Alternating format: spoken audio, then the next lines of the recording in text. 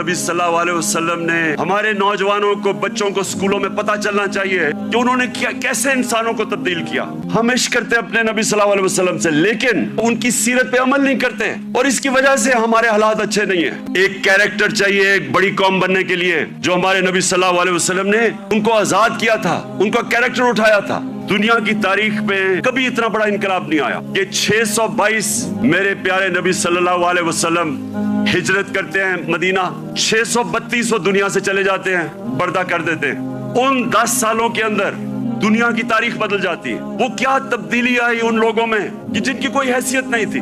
2 super powers, एक मगरिब में और एक मशरिक में, 10 सालों में ये कौम बदली और इन्होंने दुनिया की इमामत की।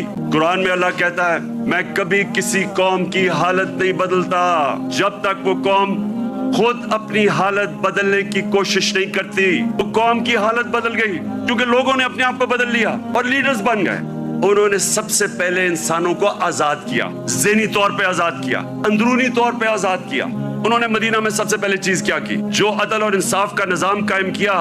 ये याद रखें कि पहले अदल और इंसाफ आया, फिर खुशहाली आई। उन्होंने मदीना की रियासत में क्या किया? तालीम की इमरजेंसी लगा दी। तालीम के बगैर माशरा ऊपर नहीं जाता। फलाही रियासत, इंसानियत का निजाम।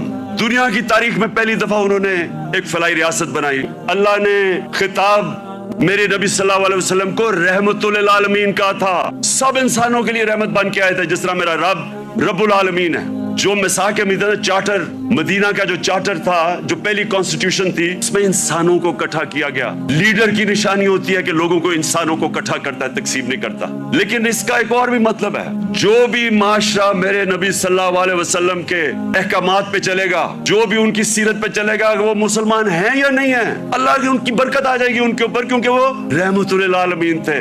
आज इस मुबारक दिन पे गौर और फिक्र करना है कि हमने कैसे इस कौम को उधर पहुंचाना है जिसके लिए यह मुल्क बना था। ये मुल्क इसलिए नहीं बना था कि थोड़े से लोग, 1% लोग अमीर हो जाएं और पैसे बनाएं और कानून के ऊपर चले जाएं और बाकी लोग उनकी गुलामी करें। इसलिए नहीं मुल्क बना था। हम सबको आज अपने मुल्क को उठाने के लिए अपना कैरेक्टर गौर करना चाहिए कि हम अपने आप को कैसे बदल सकते हैं। नबी की सीरत पे चलें। मैंने रहमतुल आलमीन अथॉरिटी बनाई। मकसद उसका क्या था? कि हमारे बच्चों को सीरत नबी से उनका कैरेक्टर मजबूत करें। यूनिवर्सिटी, कॉलेजेस के अंदर डिबेट्स हो, सारे डिस्कस करें कि अल्लाह ने क्यों हमें हुक्म दिया हुआ है कि नबी की सुन्नत पे चलो, हमारी बेहतरी के लिए।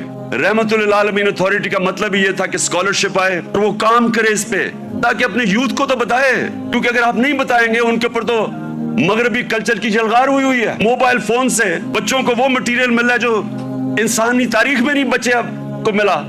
तो जब तक आप उनको सीरत नबी से उनको मजबूत नहीं करेंगे, वो कैसे, ये जो इतना ऑनस्लॉट है एक वो कल्चर का जो बिल्कुल मुख्तलिफ है हमारे दीन से, हमारी तारीख से, हमारे कल्चर से, वो कैसे मुकाबला करेंगे उनको जब तक उनको आप मजबूत नहीं करेंगे। वहां तो जो कल्चर आ रहा है टेलीफोन से, मैं अभी आपको बता देता हूं, वो ये कह रहा है क्योंकि टेक्नोलॉजिकली वो इतने आगे निकल गए हैं, इसका मतलब हर चीज में वो आगे हैं, इसका मतलब हमारा दीन भी आउटडेट हो चुका है, हमारा कल्चर भी आउटडेट हो चुका है। वो बेचारे उनको कॉपी करना शुरू कर देते हैं बच्चे, और गलती हमारी है क्योंकि हम उनको बता ही नहीं सके कि दूसरा हमारा है क्या, जो इलामा इकबाल कोशिश करते रहे। तो ये रहमतुल आलमीन अथॉरिटी का मकसद ही ये था कि हम अभी से अपने बच्चे, कॉलेज स्टूडेंट्स, यूथ, उनको तैयार करें। 21वीं सदी में आपने कैसे फेस करना है दुनिया को।